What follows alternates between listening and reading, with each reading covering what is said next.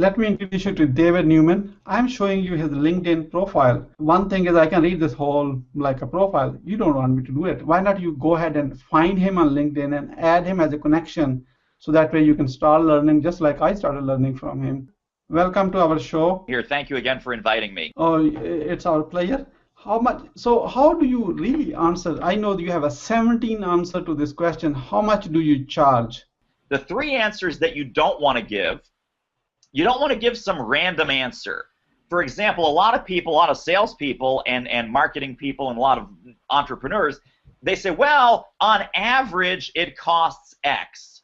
And the average, no one cares about the average. They say, hey, how much is this going to cost for me, for my situation, for what I want to fix, for what I want to solve, for what I want to buy? So don't quote some random number. Don't quote a range. Don't quote the average. Don't quote any of that. Number 2 is don't act surprised or don't be caught off guard by that question. Expect the question to come at the wrong time. Expect the question to come too early. Expect the question to come at an awkward moment during that conversation, and then be prepared for it. And then the third thing not to do is don't get defensive. Don't start to defend your price or say, well, it's $17,000, but that's because, or it's $5,000, but I can work with you, which means you've got no pricing integrity, and that you're willing to negotiate down to 0, and then that gets the prospect thinking, how low can we go?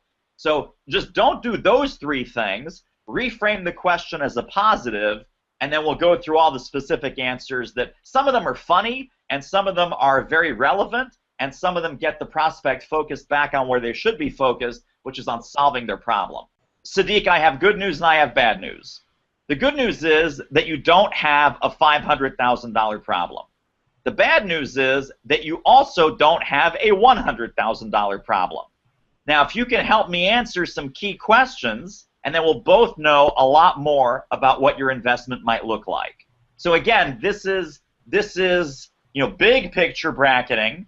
You say you don't have a $1 million problem, but you also don't have a $10,000 problem. So now the prospect is thinking, okay, somewhere between those 2 numbers that he mentioned, 100,000, 500,000, 10,000, a million, whatever the range is that you want to do, right? But again, it re-anchors them into the conversation.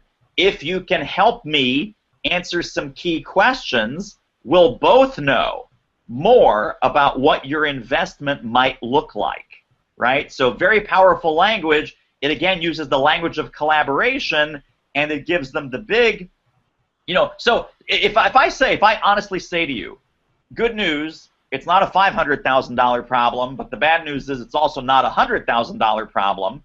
And then I can add, is that somewhere in the range of what you were looking to invest? And they say, oh my God, $100,000. No, I thought this would be $500. I thought this would be cheap. Then you can gracefully end the conversation, and that person is not a prospect because they don't have the budget.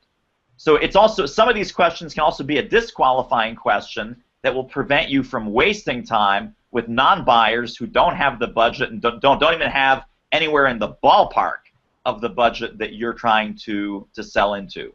So you're still watching this?